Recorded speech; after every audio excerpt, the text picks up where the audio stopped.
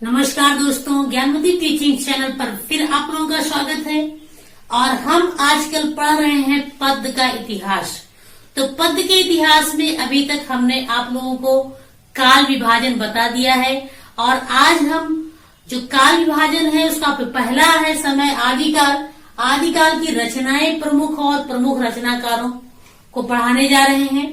तो देखेंगे आप यहाँ लिखा हुआ आदिकाल की प्रमुख रचनाएं और रचनाकार। तो देख लेंगे इसमें से क्वेश्चन जरूर आता है। आदिकाल की रचनाएं आप देख लेंगे कौन कौन सी है। तो सबसे पहली रचना आदिकाल की वो है पृथ्वीराज रासो। ये महाकाव्य भी है। कभी कभी ये क्वेश्चन आता है आपसे कि आदिकाल का महाकाव्य कौन सा है, तो पृथ्वीराज रासो, और इसको लिखा है चंदवर दाई ने। अब आप इसको याद कैसे रखेंगे? पृथ्वीराज चौहान का नाम सुना होगा, तो उनके कवि का, उनके जो दरबारी कवि थे उन्हीं का नाम चंदवर दाई था। तो आप ऐसे याद करेंगे पृथ्वीराज चौहान के दरबारी कवि जो थे वो चंदवर दाई, यानी पृथ्वीराज चौहान यानी पृथ्वीराज रासो जो लिखा है वो चंदवर दाई ने लिखा है। अब अगला आपका आता है बीसल देव रासो, लिखा है नरपति नाल ने। बीसल देव रासो, तो देव का मतलब तो देवता होता है, ठीक। बीसल देव तो 20 देव, 20 देवता। नरपत नाल, नरपत यानी नरों में यानी मनुष्यों में श्रेष्ठ था।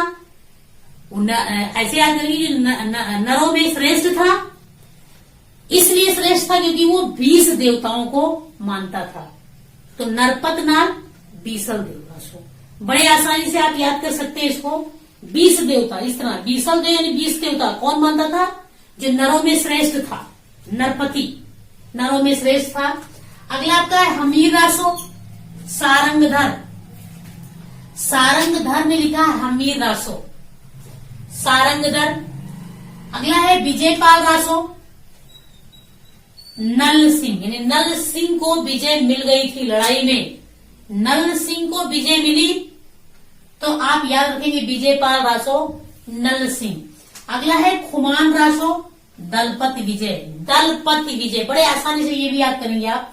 दलपति, दल का मतलब समूह या सेना कह रहे हैं ना, तो सेनापति दलपति विजय यानी सेनापति को जब विजय मिली तो उसे क्या हो गया? खुमान हो गया। खुमान, गुमान कह सकते हैं इसको, एक कहते हैं घमंड हो गया, खुमान। तो बड़े आसानी से सेनापति दलपति को जब विजय मिली तो उसे क्या हो गया? खुमान हो गया। तो खुमान रासो दलपति विजय का है। अगला है परमाल रासो, जगनिक ने लिखा है। परमाल रासो को ही आल्हा खंड भी कहते हैं। आल्हा खंड भी कहा जाता है। कभी कभी क्वेश्चन आता है कि परमाल रासो को और किस नाम से जाना जाता है, तो वो है आल्हा खंड। या ऐसे आते हैं कि आल्हा खंड किसने लिखा, तो जगनिक ने। जग का मतलब होता है संसार, संसार में क्या सुना जाता है? आल्हा, आल्हा खंड। और आल्हा खंड का ही दूसरा नाम परमाल रासो है। इसको परमाल रासो के नाम से जानते हैं। फिर भारतेश्वर बाहुबली, भाई बाहुबली था भारत में। भारत में बाहुबली था कौन? शालिभद्र सूरी। बड़े आसानी से याद करेंगे कि भारत में जो बाहुबली था या भारतेश्वर बाहुबली जो था वो कौन था? शालिभद्र सूरी था। फिर जीव दया रास आसगु ने लिखा है। आसगु ने जीवों पर दया किया। आसगु, तो आसगु ने क्या किया? जीवों पर दया किया। तो जीव दया रास जो है वो आसगु का है। फिर मुकरिया या पहेलियां, बड़ी बहुत, ये तो आपका बहुत प्रसिद्ध है कि मुकरिया किसने लिखा, पहेलिया किसने लिखा, तो अमीर खुसरो की बहुत अधिक प्रसिद्ध है मुकरिया और आपकी पहेलियां। उसी को मुकरिया, उसी को पहेलिया बोलते हैं। अगला है ढोल मारू रा दूहा। ढोल मारू रा दूहा, कुशल लाभ। कुशल लाभ ने लिखा है इसको। तो भाई जब कुशल रहेगा व्यक्ति, लाभ मिलेगा उसको, तो वो ढोल बजाएगा बजाएगा। तो ढोल मारूरा दूहा, बड़े आसानी से आप याद कर लेंगे। अगर आपके सामने ऑप्शन में पड़ जाता है तो बड़े आसानी से आप याद करेंगे। भाई कुशल था, उसको लाभ मिला, इसमें उसने ढोल बजाया, तो आपको कुशल लाभ जो है वो ढोला मारूरा दुहा, इसके रचनाकार हैं। अगला है जयमयंक जस चंद्रिका मधुकर। जयमयंक, मधुकर हम लोग कहते हैं जो भावरा होता है, तो हमेशा वो जय करता रहता है, घूमा करता है। तो जयमयंक जस चंद्रिका वो आपका मधुकर ने लिखा है। पंचरयु, ये औहट्ट भाषा की रचना है। औहट्ट आदिकाल की भाषा है, ये औहट्ट भाषा की रचना है। कहते हैं आदिकाल में डिंगल और पिंगल भाषाओं का प्रयोग होता था, उसके पहले आपका ये औहट्ट भाषा। तो कभी अगर आपसे औहट्ट भाषा की रचना पूछ ले तो वो पहली रचना जो है वो पौंचरयु है, जिसे लिखा है स्वयंभू ने। स्वयंभू ने पौंचरयु लिखा। पाहुड़ दोहा किसको याद रहता था? पाहुड़ दोहा राम सिंह को याद रहता था ज्यादा, राम सिंह को पाहुड़ दोहा ज्यादा याद रहता था, तो ये भी आपके औहट्ट में है। संदेश राशक अब्दुल रहमान, तो संदेश कौन पहुंचाता था?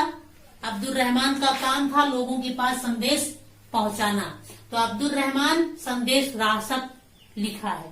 तो ये रचनाएं आपकी हैं आदिकाल की, आदिकाल की प्रमुख रचनाएं हैं। और आज हम देख लेते हैं भक्ति काल। भक्ति काल भी हम देख लेते हैं, भक्ति के काल के बारे में भी जान लेते हैं। भक्ति काल तो देखेंगे आप, भक्ति काल जो है वो कितने भागों में बांटा गया है उसका संक्षिप्त परिचय हम आज बताएंगे, और प्रमुख रचनाएं हो सकता है अगले वीडियो में बताएं। तो आप देखेंगे भक्ति काल, तो पहले देख लेंगे, देखेंगे भक्ति काल। आदिकाल के बाद में आता है भक्ति काल। तो हमारा जो भक्ति काल है ये दो भागों में बटा है। देखेंगे दो भागों में हमारा भक्ति काल बटा हुआ है। एक है सगुण शाखा, सगुण शाखा एक है, और दूसरा आपका है निर्गुण।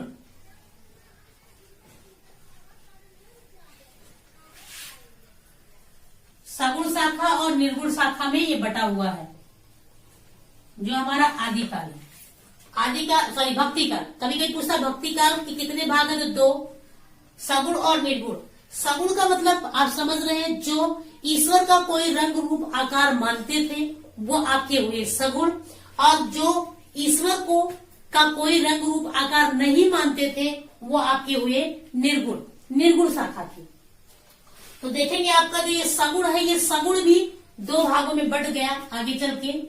एक आपका बताए रामाश्रयी शाखा,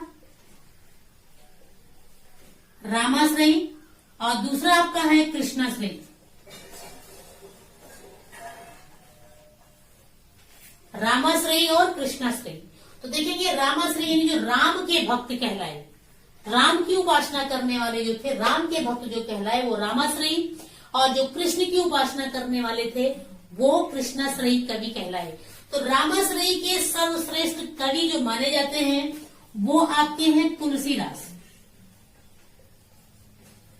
तुलसीदास रामाश्रयी शाखा के सर्वश्रेष्ठ कवि हैं, और इनका जो महाकाव्य जिसे हम मानते हैं भक्ति काल का महाकाव्य जिसे कहा गया है वो है रामचरितमानस।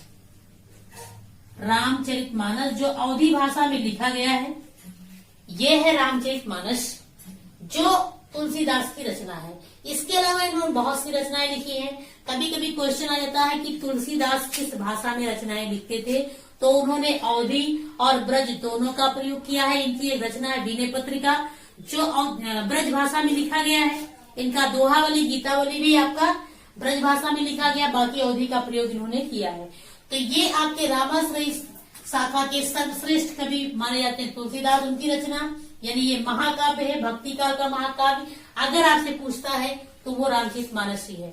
अगला आपका आता है कृष्णाश्रयी, तो इसके सर्वश्रेष्ठ जो कवि है वो है सूरदास, और सूरदास की जो रचना है सर्वश्रेष्ठ रचना जो है वो सूर सागर है।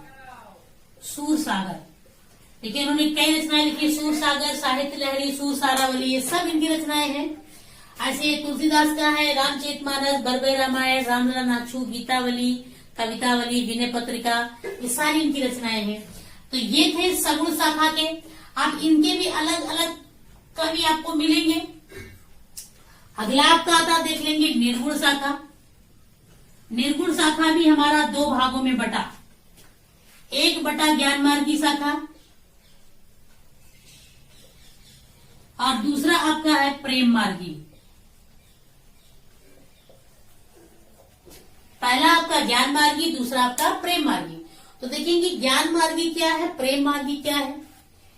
कुछ ऐसे कवि हुए जिन्होंने कहा यदि आपको ज्ञान की प्राप्ति हो जाए तो आप ईश्वर को प्राप्त कर सकते हैं, तो वो ज्ञान को महत्व दिए। कुछ ऐसे कवि हुए जिन्होंने कहा बिना प्रेम के ईश्वर की प्राप्ति संभव नहीं है, आप ईश्वर को तब तक नहीं प्राप्त कर सकते जब तक आपके मन में प्रेम भाव जागृत ना हो। तो देखेंगे आप ज्ञान मार्गी के जो सर्वश्रेष्ठ कवि माने जाते हैं वो कबीर माने जाते हैं। कबीर का नाम सुना होगा आप लोगों ने। इनकी एक ही रचना है बीजक।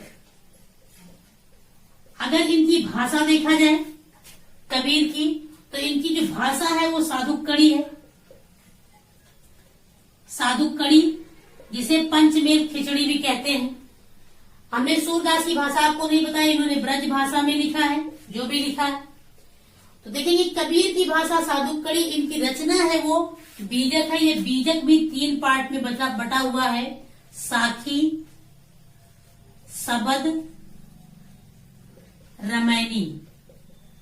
साखी, सबद, रमैनी, ये 3 पार्ट में बीजक भी बटा हुआ है। भाषा है इनकी साधुक कड़ी।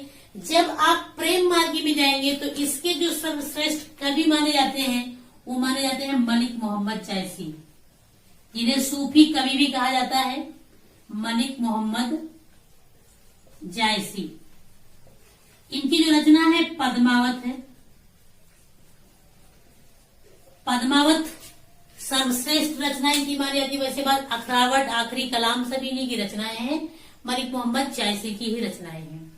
तो ये एक छोटा सा संक्षिप्त परिचय हमने आपको भक्ति काल के बारे में बताया। जो भक्ति काल के मुख्य कवि हैं उनकी रचनाएं वो हमने बता दिया है। अब अगले वीडियो में भक्ति काल की जो प्रमुख रचनाएं और कवि सारा हम आपको बताएंगे।